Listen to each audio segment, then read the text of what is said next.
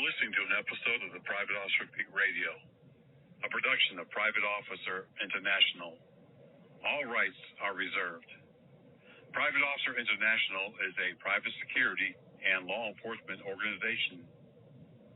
You can check them out today and learn more at www.privateofficer.org or give their corporate offices a call Monday through Friday at area code 704-831-8109.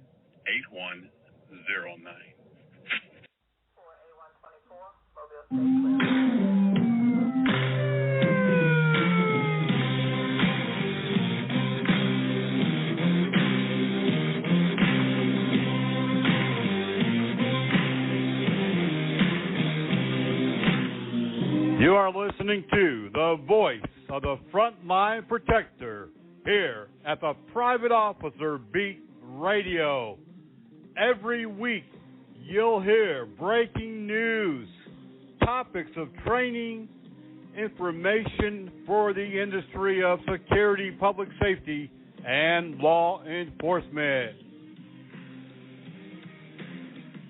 So strap in, hang on, we're about to speed off in this episode of the Private Officer Beat Radio.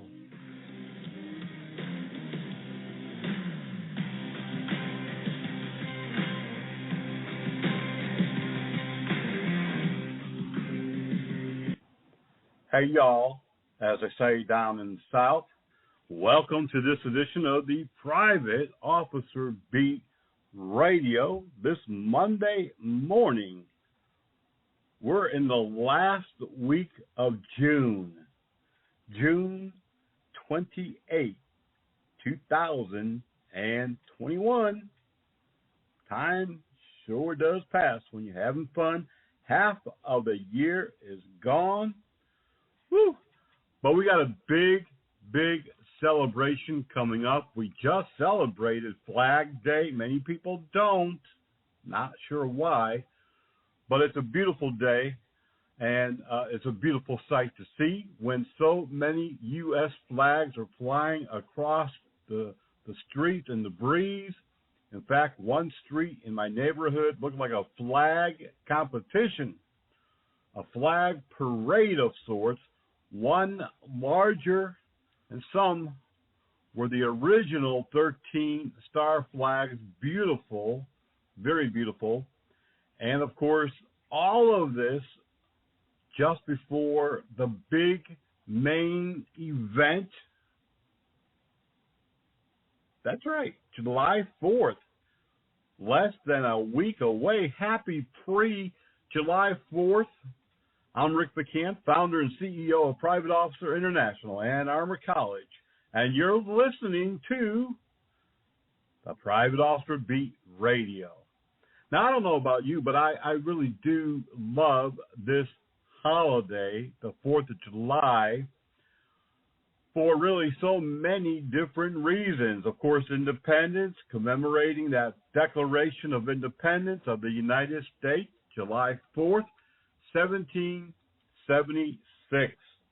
The Continental Congress at that time declared that the 13 American colonies were no longer subject or even subordinate to the monarch of Britain, King George III, and were now united, free, and independent states. The Congress has voted to declare independence 2 days earlier, on July 2nd, actually, but it wasn't until it was officially declared July 4th. And isn't this a great holiday? This is celebrating our freedom, Americans, regardless of skin color, regardless of country of origin. If you're an American, if you're a citizen, if you were born here, if you're a Native American, all together we can not only commemorate but come together during this beautiful holiday every year.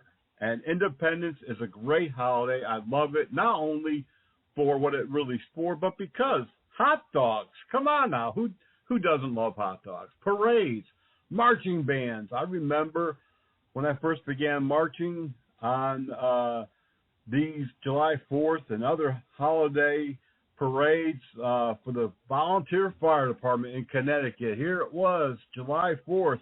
We're all marching bands and fire engines and police and other civic community entities all here in the local small town parade, and we're all dressed in wool uniforms.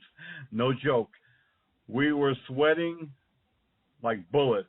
We were, by the end of the parade, even though it was just a few blocks or so, maybe a half a mile, by the time we got back to our station, our fire station, we were all looking like we had just jumped out of the swimming pool. It was fun. We've got a lot going on and a lot to talk about here on the Private Officer Beat Radio this week. Like always, we've got a lot going on. This week, we've got quite a bit to talk about. But, hey, have you gotten that email about 3 online courses for just $199? What are they thinking to lower the prices so low? Well, we certainly have at Armor College. If you have not received that email, go to our website at privateofficer.org or armorcollege.org. A box will drop down and you can sign up, register for those breaking news alerts in your mailbox. We're not going to spam you. You're not going to get a lot of junk. We're not going to sell your name. Don't worry about any of that. It's all very private. You're going to get information on breaking news, officer down reports, and these exciting training opportunities with the low, low prices. So go there today. Now, if you have received those emails and you still haven't registered, you definitely do have time. 3 online courses, more than 40 titles for just $199. Are you already a POI member? Well, we also have some great training discounts for you. Right now, we're offering 8 different instructor disciplines for just $149 each. We sent those emails out too this week. If you didn't receive those, contact us at helpdesk@privateofficer.com. Give us a call Monday through Thursday, 9 a.m. Eastern Time till 5 p.m. Eastern Time. Area code 704-831-8109. In the news this week, we do have a lot of news, and we've got a little bit of a news segment that we're going to do today called the Mailbag. We get a lot of emails from people, some good, some negative, some ugly, downright ugly. But we're going to share some of those emails with you. We get tons of emails, all sorts of emails, business emails, news alerts, comments. So today we're going to share some of those comments with you. And I think we'll make it a regular segment, maybe every few weeks or once a month. And we're also going to talk about some things that have happened recently in the news to bring negative light on the security industry. And we're going to give you the opportunity this week to call in live on Thursday. You'll be able to call the radio show Thursday, a very special edition, and talk about anything on your mind within reason related to security, public safety, law enforcement, or what's happening in the world. When we come back from the first break, we're going to tell you when and how to get involved in that. So don't go away. You're going to want to hear that. Of course, this week we've got a lot of breaking news as well. Unfortunately, it's not all good. We have security officers shot. We have officers killed. We have law enforcement killed. It's not getting better. I hate to keep saying the same old thing over and over, but I don't see it getting better anytime soon. And that's just the fact of it. It's the long and the short of it, as they say. It just is what it is. We can sit here and talk about it. We can do our best to protect ourselves and our employees, but at the end of the day, sometimes it's up to the individual, and it's also up to our community. With crime as it is today, sometimes, honestly, it's just about out of our hands. Protecting us, you hear some people go, well, you got to have that situational awareness, and if you have that, you'll be safe. Yes and no. Yes and no. Yeah, you definitely have to have that situational awareness. We preach about that all the time. But that doesn't mean that you're going to be safe. You could have 5 guns on you. That doesn't mean you're going to stay alive. Someone could ambush you. People get ambushed, law enforcement and security, all of the time. We talked about that at least last week when we were talking about the cavalry is not coming. It's one of those unfortunate situations, but you definitely do have to be alert, and you have to have good officer situational awareness, be prepared, training, all of those topics that we talk about day in and day out. Remember, Body Armor USA. We've got what it takes to protect you. There's no doubt about it. Our friends there at Body Armor USA are the professionals when it comes to protective gear, body armor, clothing, stab-resistant vest. Check them out on the web today, Body Armor USA. Give those guys a call. We've got what it takes to protect you. We are going to take our first break. We've got a lot to discuss when we come back. We are going to read the mailbag this week. And like I said, I'll probably make it even a regular part, a regular segment of the program every few weeks. But if you want to comment, if you want to send in the news, if you want to have someone recognize, it doesn't have to be an employee, it could be a police officer, it could be someone in the community, send that information to helpdesk@privateofficer.com. We will be right back. Why? Why take a chance? Why risk a mistake? Why say something? We all have reasons why we choose to ignore the things that give us pause, that seem out of place, that don't feel right. The word why can either paralyze us or empower us to stand up and protect what we love. So if you see something, why do you say something? I see safe for my family. I see safe for my friends. I see say so that they are safe. We see say for each other. I see say because all of this matters. We all have something worth protecting, a why that unifies the community we're all a part of. So protect your everyday. Report suspicious activity to local authorities. If you see something, say something.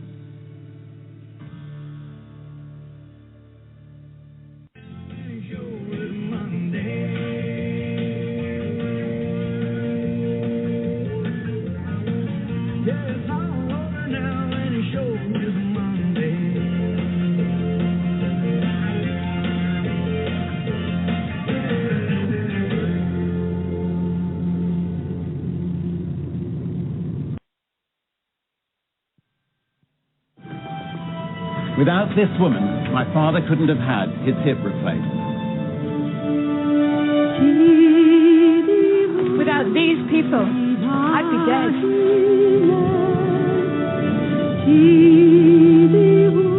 This man helped my son through leukemia. Do something amazing. Give blood.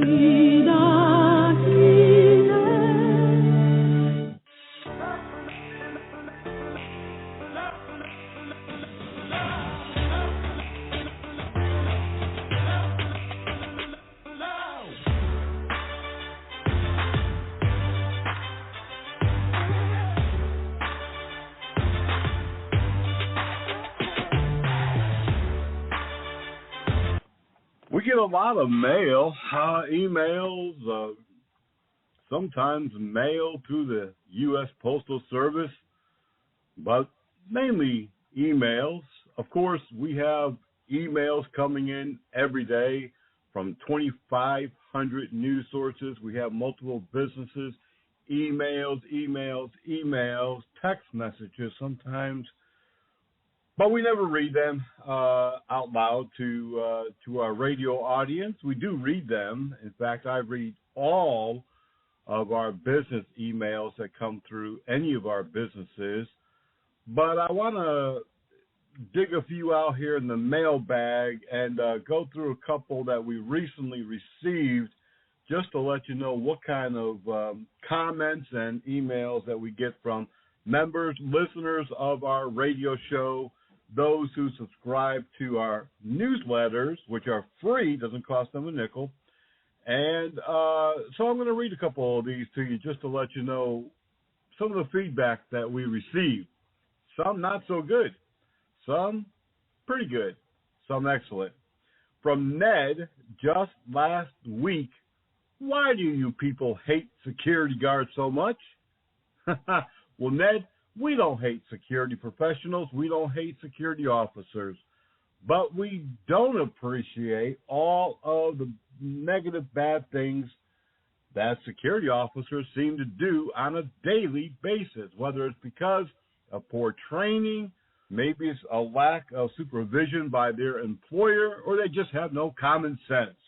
Whether they are security or plumbers or police officers, teachers, or any other professional employee, we're going to criticize and we're going to review and we're going to speak about the situation as it is. We told someone just in the last few days we don't sweep things under the rug. We've lost large security company business because of that. We've lost members because of that, but that's how it is. When we first began the organization, we decided from day one that we were going to be honest and open, and now, of course, everyone's using that word transparency, and so that's what we do. We do not hate security. We know that this is a great profession, and we try to highlight as many good things as possible. Theodore said, I really wish your security association would highlight the good and not so much bad security. Again, Theodore, we love highlighting positive things in the security industry. That's why from day one we began the award program. That's why we scan through the news, hundreds and thousands every day, to highlight those and recognize those who are doing good work out there, and we will continue to do so. Please send us any of those that we might have missed. helpdesk@privateofficer.com. Robert says, bouncers are not security guards, stupid. What kind of association do you run there? Well, Robert, depending on the state, bouncers are sometimes required to have specific training relating to security, and bouncers are considered nationwide and worldwide to be part of the security industry, whether licensed or not. So, unfortunately for you, sir, you may not know the industry as well as you think you do. Coming out of Kentucky just this past week, why write about the guard involved in that mass shooting? Well, Mr. Kentucky member of POI and security professional, unfortunately, at least one of those shootings took place while he was on duty, and also because they highlighted it in the news that his profession was security, and he was involved in an extreme shooting situation. Again, we're not going to sweep things under the rug. No different than if a police officer off duty or on duty is involved in an incident, we report those just the same. Mark writes, hey, you guys are doing a great work for the security profession, providing those news updates, helping the injured officers, and offering awards. Keep up the great work. Thank you, Mark. That is our primary goal, and we'll continue to do that. We've done it for 18 years. We'll probably hang in there for a few more. Cheryl wrote a while back, after I retired as a law enforcement officer, I started a security agency in Florida, and I am very happy that I became a member in 2010 of POI. POI is a shining star for the security industry and provides better services than most law enforcement organizations. Thank you, Cheryl. We do have a lot of active and retired law enforcement from the ranks of officer all the way up to federal law enforcement as part of our association.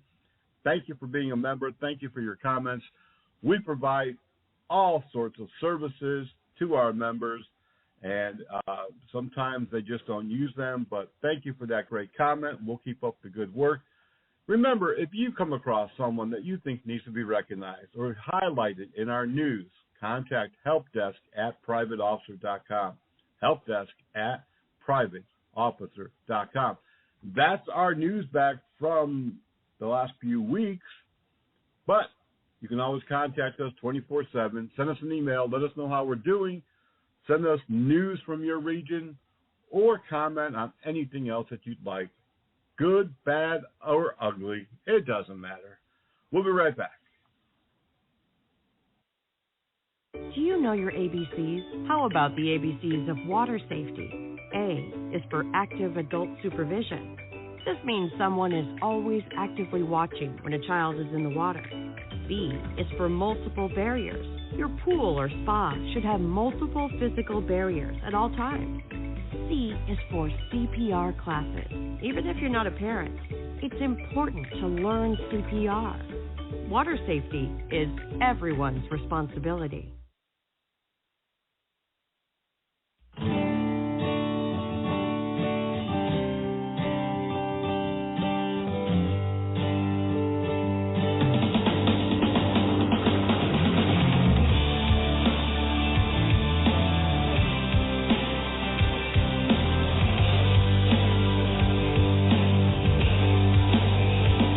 Some children, America isn't the land of promise. It's a place where every day is a struggle. Because today in America, 1 in 6 children lives below the poverty line. For these children, living in poverty means going without medicine, going without food, going without a warm home, or even a roof over your head. And that's life for nearly 13 million children of all races, all across America. Where will you draw the line and get involved? You can help these children and their families find a way out of poverty for good. And you can make a difference in more ways than you think. Will you help? Go to povertyusa.org today. Because 1 in 6 children in poverty is one too many.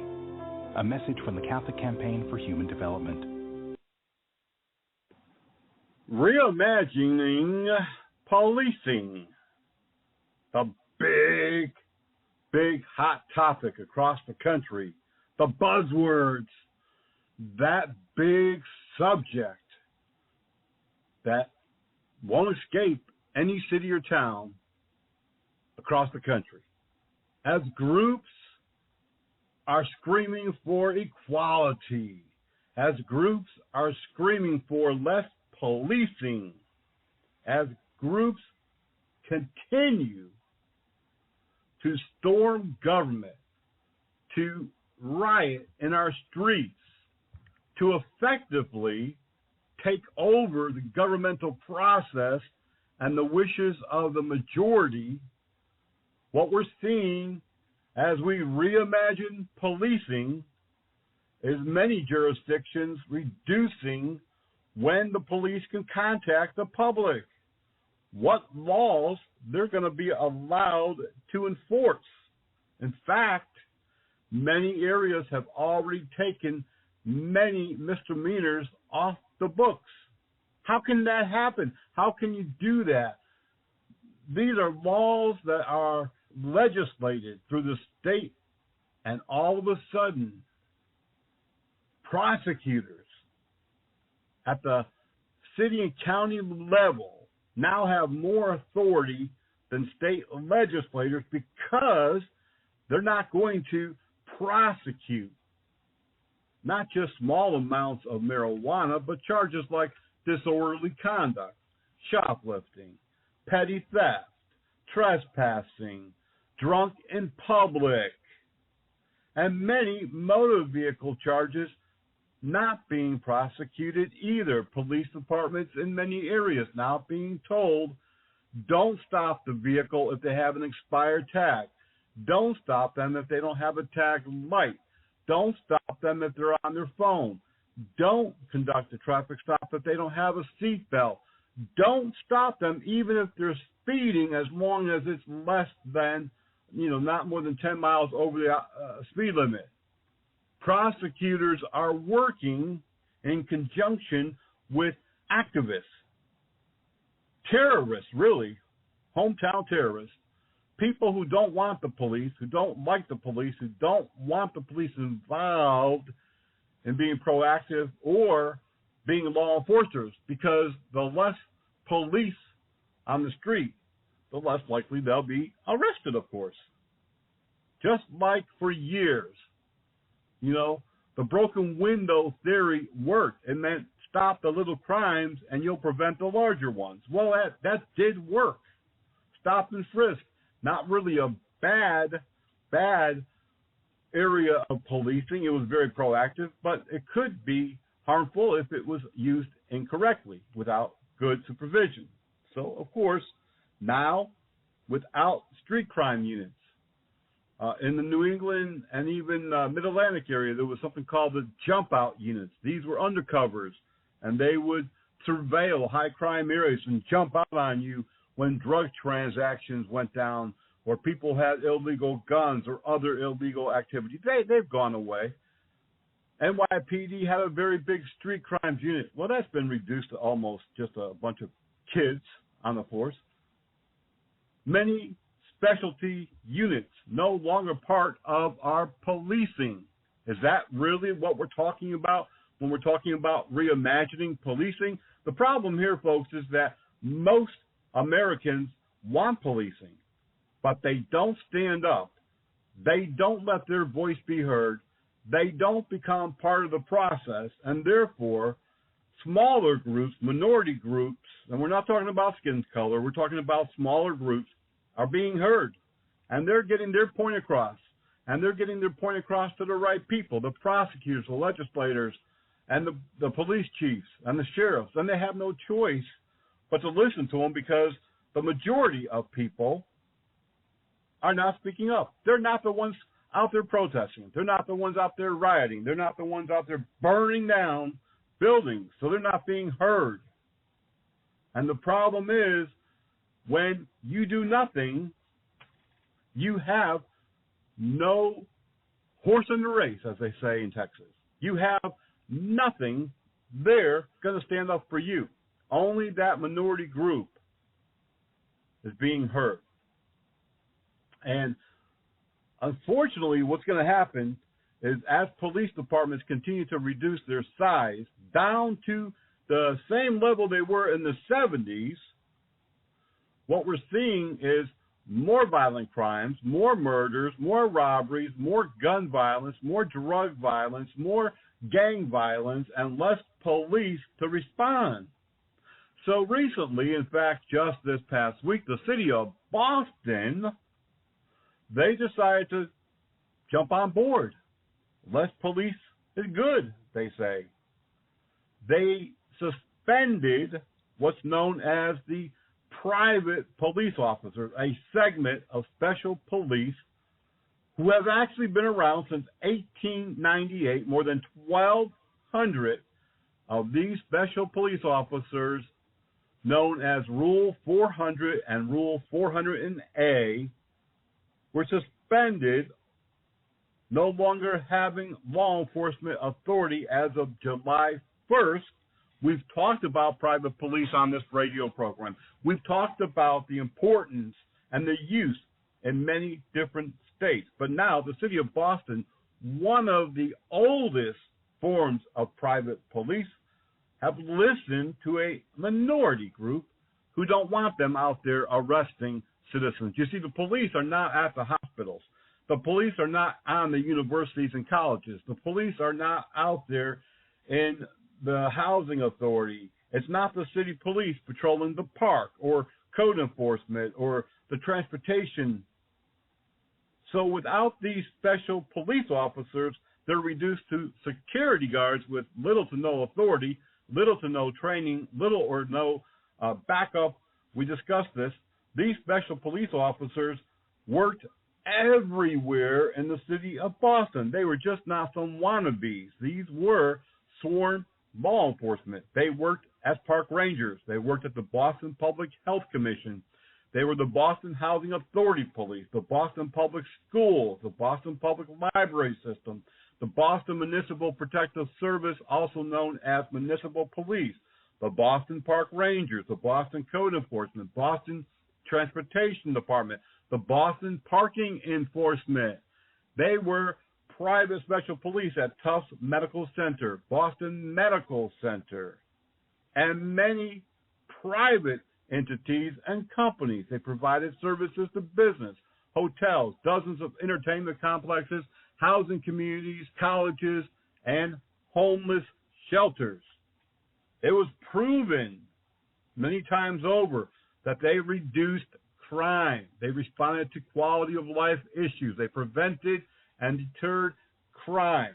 They made arrests when necessary. They issued summonses. They were used everywhere. But the Boston Police Licensing Division, who licensed and gave the authority to these special police officers, sent a letter saying as of July 1st, 2021, at least 1,200 officers will lose their police powers. Some of their employers may reduce them to private security. Some may not. The city actually knew that this was coming about 4 months ago, according to the president of the Boston Special Police Association. They say that they have helped police since the 70s to squash crime, but the city didn't want these SPOs around anymore, so they waited until just 2 weeks for the new law, Boston law, known as Rule 400 and 400A, would go into effect, essentially decommissioning the 1,200-plus officers. Now, there's going to be a fight. There's no doubt there'll be lawsuits. This doesn't mean there's no SPOs or private police left. There are dozens and maybe even hundreds of special police officers still remaining in the city of Boston. Many have complied with all training requirements. They've actually done their training at the Massachusetts State Police Academy, and therefore they will not lose their police powers. Massachusetts General Hospital, one of the huge ones there in Massachusetts, they have hundreds of special police officers, and they will remain on the force as well as in some other areas. Now, another possibility happening here is that in the city of Boston, public city departments and some hospitals may be eligible to start their own police agency. They could hire in qualified law enforcement who have completed the 800-hour basic law enforcement academy, or they could also start their own police agency and require all new officers to go through that 800 basic law enforcement academy. There's a lot of different things that could be possible and still might come. We're going to monitor that. But at this time, there's no indication as to how long this suspension of the Rule 400, 400A will be in effect. They don't know if it's permanent. They don't know if it's been completely revoked. They don't know if it will be brought back sometime in the near future. All across the country, folks, there's a push on to fire cops, lower their ranks, delete the law, not prosecute many different crimes, and a huge push for police to be non-proactive. They don't want police to get out and question them. They don't want traffic stops. They don't want the police coming around the neighborhood trying to find out what's happening. They want police to be reactive after the crime has occurred. The wild, wild west certainly is here again, no doubt about it. Less police, increased response time. Police, increased injuries. Less police, increased deaths. And security officers are feeling this as well. We have talked about this for the last 2 years. Security officers are finding longer wait times when they do call the police. They're finding that police are not even responding to some of their calls at all. They're prioritizing calls and only responding to high-priority calls, shootings, robberies, crimes where an injury or a death has or will occur if officers don't get there quickly. There was just an incident in Philadelphia, video on social media showing a single officer dispatched to a domestic violence incident, person with a gun, one officer going to the apartment on the second floor, a woman coming out crying and shielding herself behind the officer. He has his weapon drawn. It can be clearly seen in the body camera footage that the suspect, the male who is involved in a domestic, is also armed, telling the police to get the hell out and that he's going to shoot the woman. The police officer, still waiting for backup, is seen backing away and going down the stairs with his gun drawn as the guy, the suspect, comes out pointing the gun at the woman, saying he's going to kill her. The police officer did not shoot the man, definitely was justified, but he did not shoot the man, and he backed away. The video ends, but police did go back later that night with the SWAT team. They arrested the suspect. The woman was unharmed, but this is just a clear-cut case, evidence that shows that police do not have the manpower. Police are not able to enforce the laws. They can't even protect the public because they don't have enough officers available to protect themselves. When we come back from the break, we got a lot more to talk about, but I'm trying to shake you up today. I want you to realize where we are at in America, and if you work in private law enforcement, private security, you're on your own. We talked about last week, the cavalry is not coming. Here's another example. The cavalry isn't even available. They're not even staffed. They can't respond. Coming right back on the Private Officer Beat Radio. What a fantastic day. What a fantastic day. The water's like glass. The water is like glass. Don't forget the sodas. Don't forget the life jackets.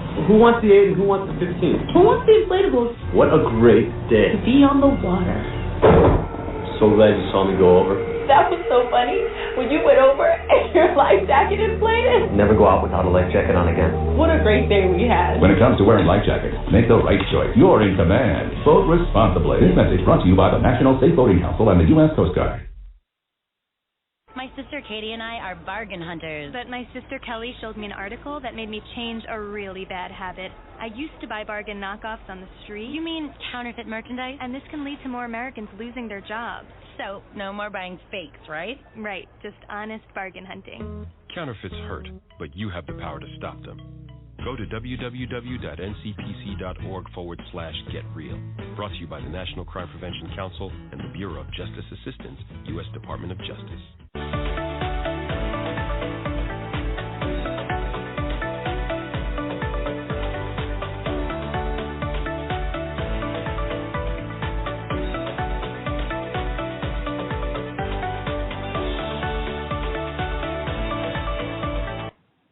Welcome back, everyone. Glad that you are listening to us here on the Private Officer Beat Radio. We're talking today about just what's going on in our world here in the U.S. and elsewhere, especially with defunding the police, a lack of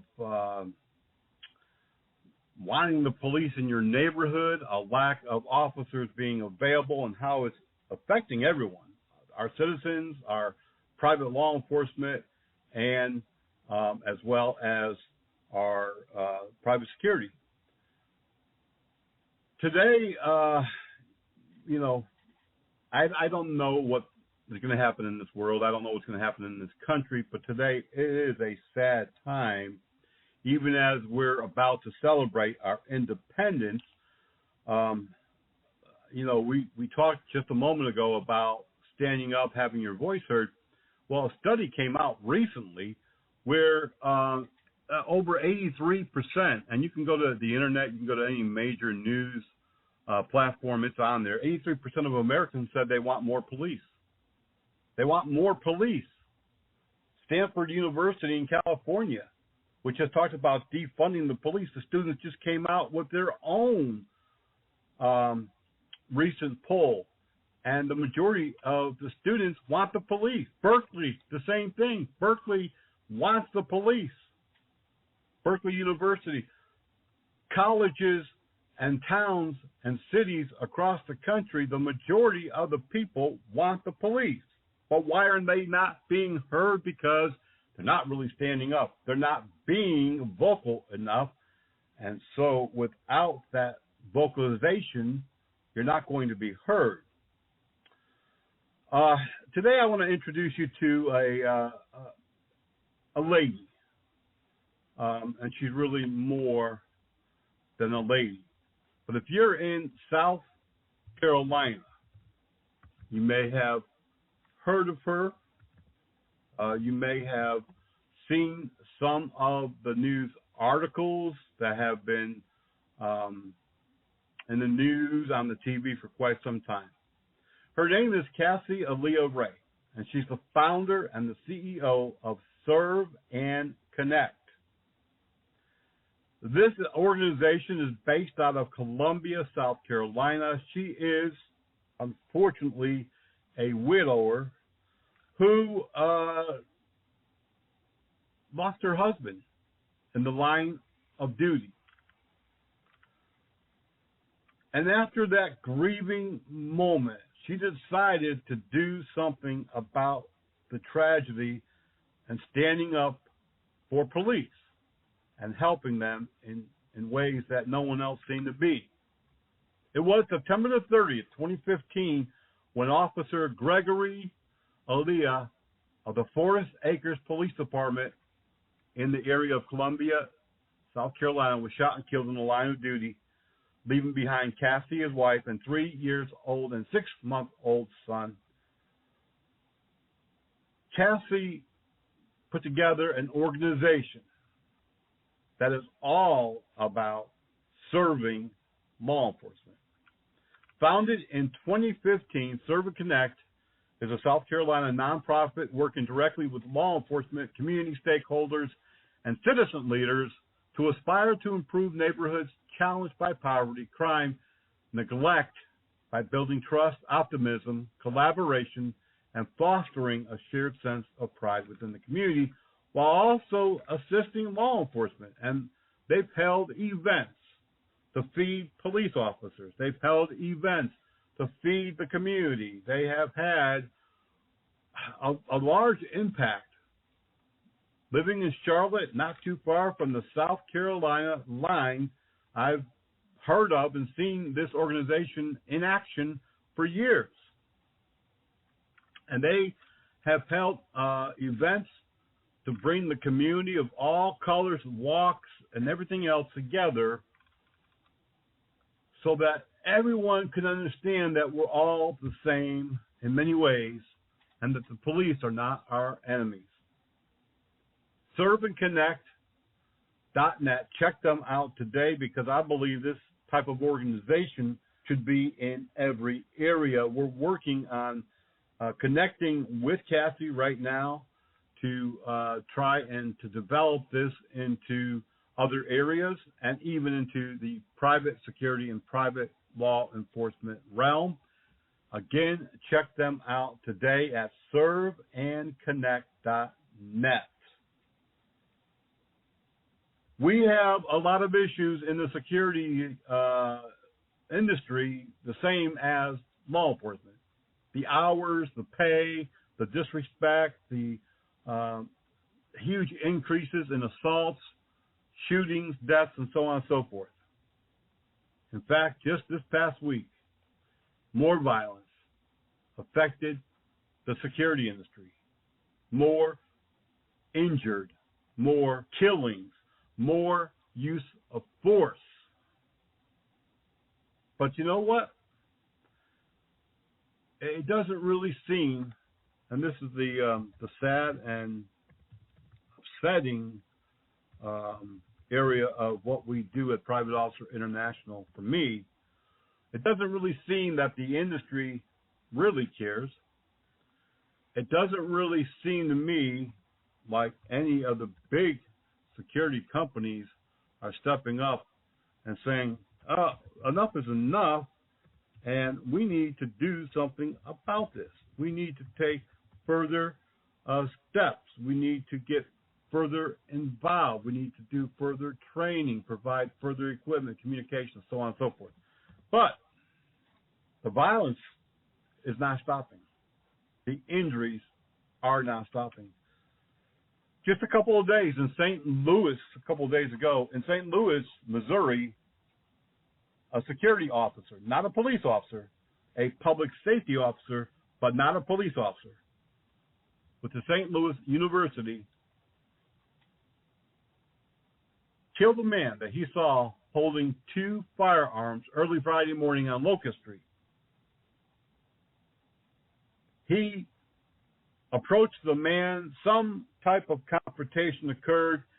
He did fire and shoot and kill the man, a 66-year-old man. He died while he was en route to the hospital.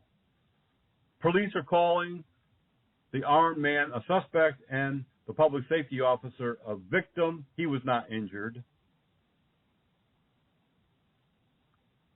Across a few states in Ohio, a security officer on patrol late at night, same thing. He saw a suspicious person. The person did not obey the commands of the security officer. The security officer saw him reaching and fired and killed him. The man was not armed. An investigation is underway. Meanwhile, across the country, in California,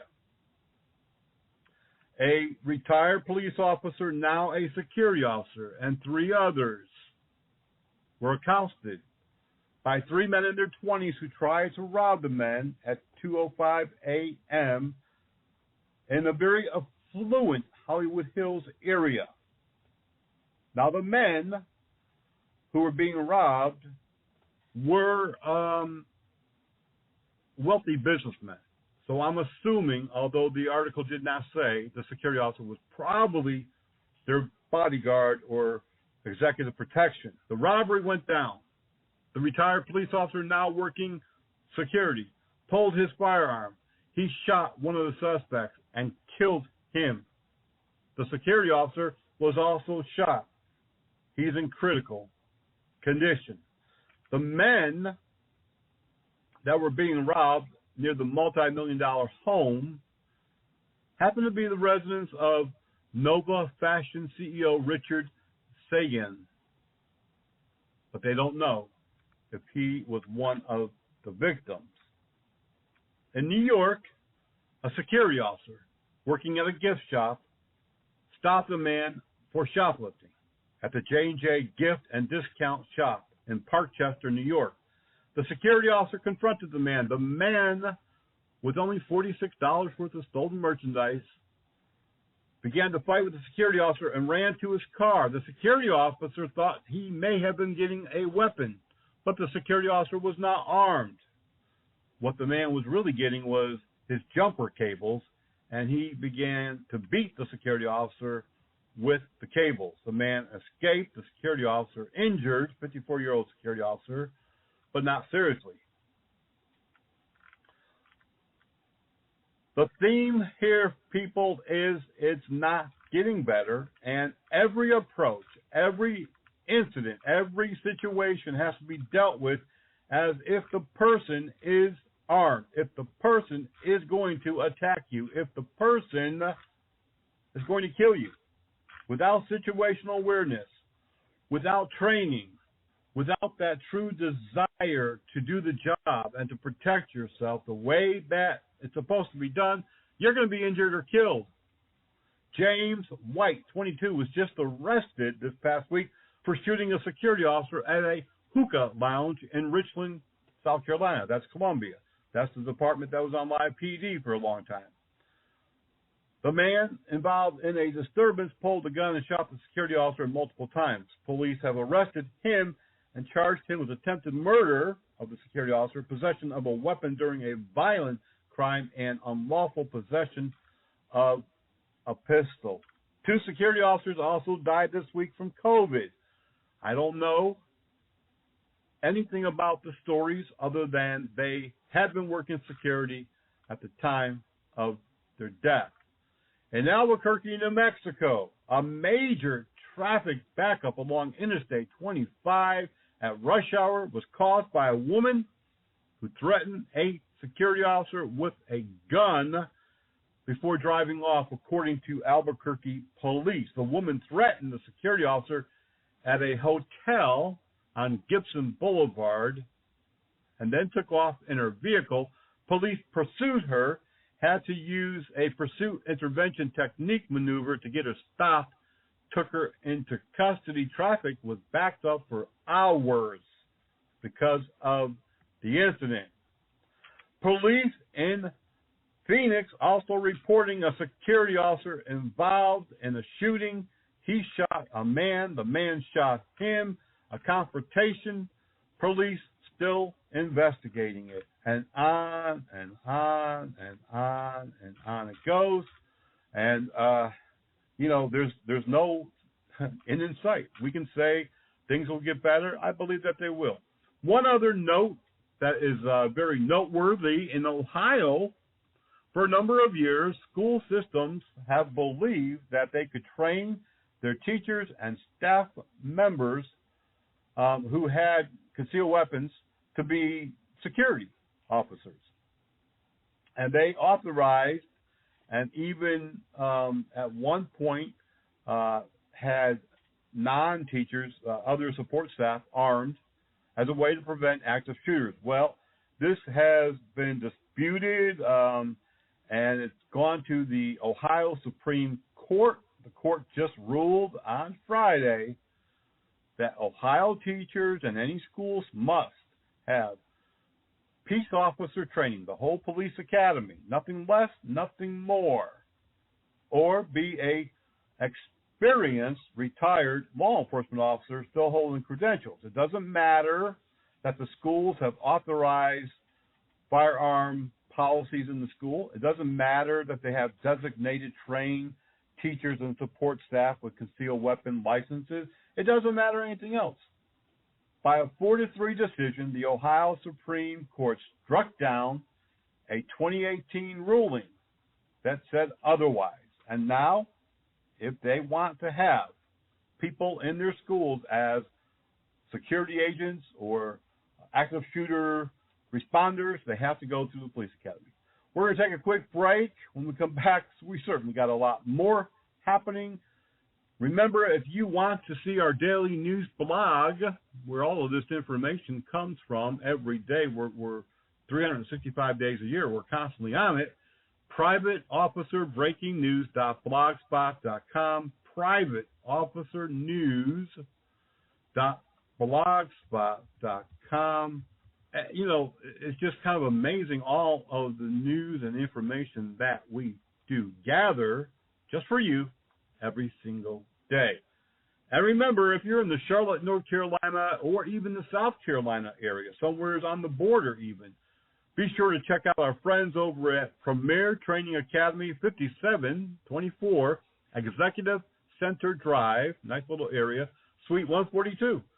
Premier Training Academy, they provide the North Carolina armed and unarmed security training, the South Carolina SLED training, first aid and CPR, civilian tactical firearms training, and so much more.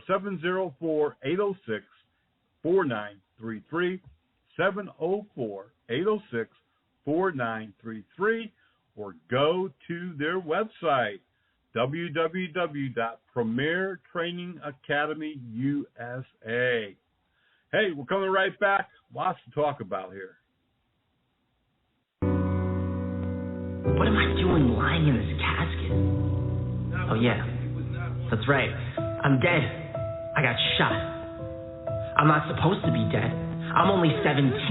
And now I can't see my 18th birthday because I'm a fatal victim of gun violence. My friends, my family, my own mother was devastated. Can't see her son anymore because of gun violence. And everyone's here at the funeral. But before they lay me to rest, there's just one last thing I have to do.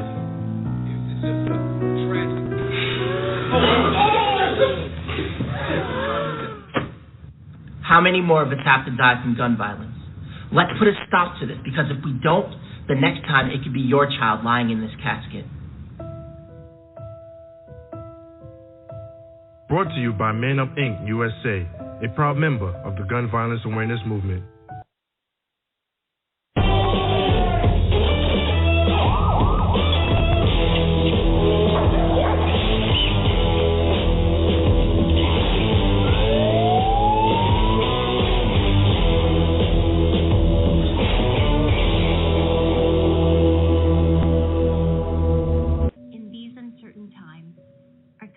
Is divided by many challenges in addition to the COVID-19 pandemic. In the shadow of our pandemic, innocent people are being blamed for COVID-19. Many Asian Americans are experiencing blame, harassment, and even physical attacks simply out of fear and ignorance about COVID-19. Together, we must stand against this growing racial hatred. If you are a victim of COVID-19 related discrimination or you witness it, we urge you to report it. Report it to standagainsthatred.org. Only together can we rise above the hate and stand together against racism and hatred. Stand with us. Stand against hatred. Stand against hatred. Stand against hatred.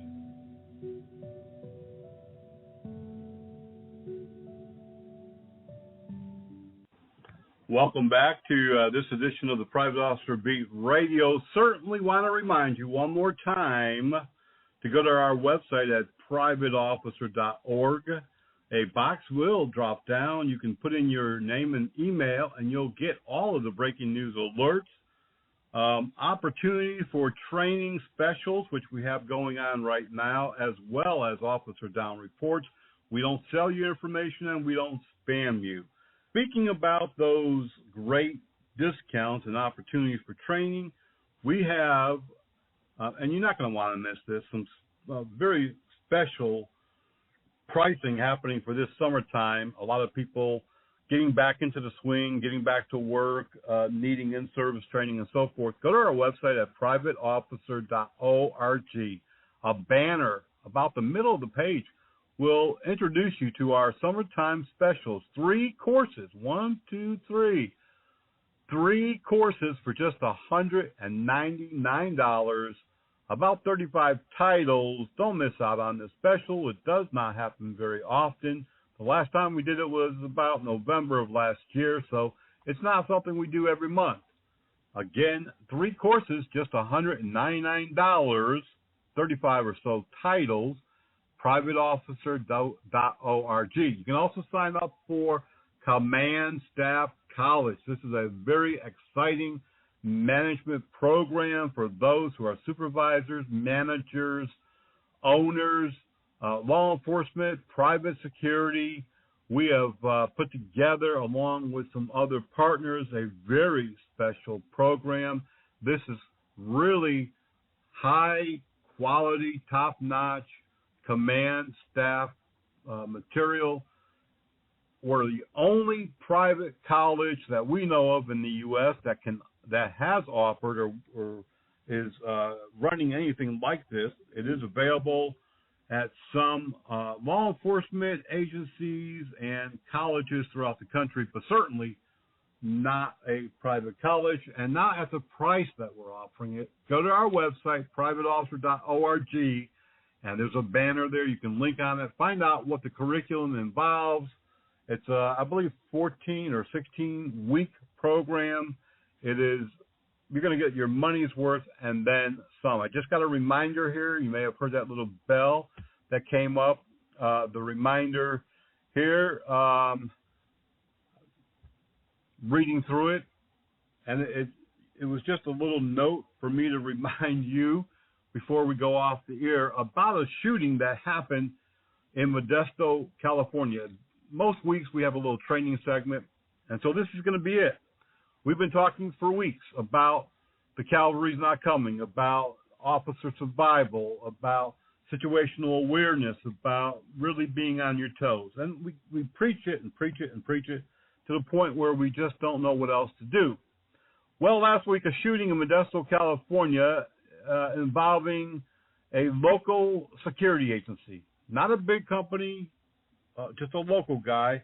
And the owner's name happens to be pretty similar to mine. His last name is McCann, just like mine.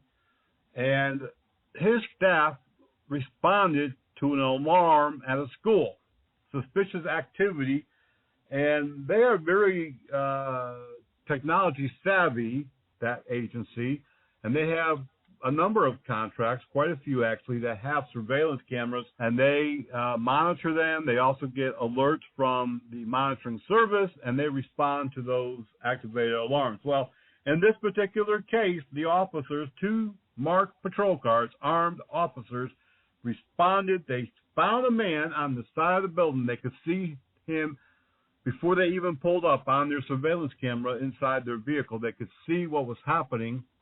See, technology plus physical security can really make things happen, prevent crimes, help you to reduce crimes, help you to apprehend suspects. And so what they did was, as they got out, they approached the man and began talking to him. He began talking crazy right off the bat. He asked, "Hey, how much money do you guys want for those cars?" Like a joke. And from there, everything else went downhill. We're going to play a segment that tells you what happened, play-by-play, through an interview with the owner of the security company, and also his officers, what they did, and how one of them was injured and another one of them used deadly force against the suspect. I don't know how to get the point across to you, but if you're not prepared for a firefight, if you're not prepared for an all-out battle to save your life, you're probably in the wrong business, because this is not 1950, 60, 70, or 80. This is face-to-face interaction with all sorts of people, the good, the bad, the ugly, the criminals, the killers. This past week, we had a shooting in Daytona, where a law enforcement officer stopped a person who pulled into an apartment complex, and within 23 seconds, the man has shot the police officer in the head. I am thankful to God today that I can say he was apprehended over the weekend just outside of Atlanta, Georgia, in DeKalb County, hiding in, get this, a treehouse with 2 rifles, ammunition, body armor. But thank God he was tracked down. More about that, go to your website and check it out. But be ready anytime, day or night, to go to battle to protect yourself and others. This audio clearly depicts a vivid picture, step by step, of what happened. It doesn't get any more real than this. Listen to the audio. Have a great week. Be safe, be blessed, and we'll be back. We'll be back on the radio. Be sure to contact helpdesk@privateofficer.com, helpdesk@privateofficer.com if you have any questions or need any assistance. Listen to the audio and have a safe week. Modesto man who was shot by security officer charged with felonies. What the video shows. The Modesto man shot by an Ontel security officer at a Salida school over the weekend has been charged with assault with a deadly weapon in connection with the incident.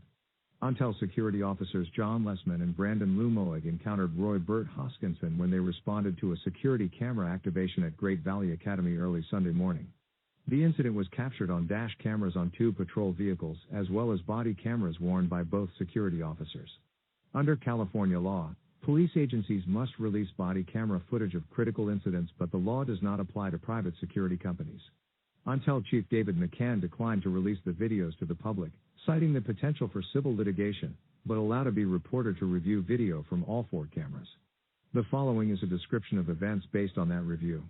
Lessman was first on scene at a maintenance yard on a dirt lot at the school, and Lumoig was just behind him. McCann said the 2 saw a second suspect, out of frame, running from the scene as they approached. Lessman parked what appeared to be a little more than a car length behind Hoskinson's red Chevrolet pickup, and Lumoig parked to the left of it. There were 2 school maintenance vehicles to the right of the pickup. Lessman was the first out of his patrol vehicle and approached Hoskinson, who slowly started to make his way from the back of the pickup to the driver's side. As Hoskinson walked, he mumbled how much for the cars and something about getting his medication, then got into the vehicle. Lessman tells Hoskinson to get out of the pickup as he and Lumoig pull on his left arm. Hoskinson used his right hand to start the pickup, and Lessman reached across his body to either try to remove the keys or prevent the vehicle from being put into gear. Hoskinson managed to put the pickup in reverse and rapidly accelerated backward as Lessman's upper body was inside the cab. The open driver's side door crashed into the front left quarter panel of the patrol car. From the perspective of Lumoig's body camera video, Lessman momentarily disappeared behind the door, then came tumbling to the ground as the truck accelerated forward. A Stanislaus County Sheriff's deputy who investigated the shooting and wrote the arrest affidavit for Hoskinson describes the truck dragging Lessman on the ground and slamming him into the patrol vehicle, crushing him between the patrol vehicle and the truck door. Lumoig fired one shot at Hoskinson as the truck accelerated forward while fishtailing and kicking up dirt and rocks. The entire encounter from the time Lessman got out of his vehicle to the time the shot was fired was less than 25 seconds. Lumoig had been behind Lessman as they tried to get Hoskinson out of the pickup and later told McCann he felt the vehicle moving and staggered backward. Sheriff's Department officials said Lumoig feared for his life and for Lessman's life. The impact from the crash flattened the front left tire on the patrol car and broke the pickup's door so that it bent all the way open. It also knocked the license plate off the pickup. Investigators found the plate at the scene and were able to use to identify Hoskinson. Authorities were also notified when he showed up at a Modesto hospital with a gunshot wound to his buttock. Deputies searched Hoskinson's pickup. They found 2 catalytic converters that came from the vehicles that were parked next to Hoskinon's pickup at the school. According to the affidavit, one of those vehicles had been up on a jack when the Untel security officers got to the scene. Metal saw blades and a metal grinder were also found in Hoskinson's truck. On Tuesday, the Stanislaus County District Attorney's Office charged Hoskinson with 2 counts of assault with a deadly weapon and grand theft. Stanislaus County Sheriff Sergeant Eric Layton said Hoskinson was still in the hospital Tuesday and was notified of the charges against him and a warrant for his arrest. Hoskinson had not been arrested as of Thursday, but Layton did not know Thursday if he remained hospitalized. According to the affidavit, Hoskinson was out on bail from previous charges in January for burglary, grand theft, and receiving stolen property. Layton said the investigating deputy reviewed the case with the district attorney's office and that the office is not planning on pressing charges against either security officer.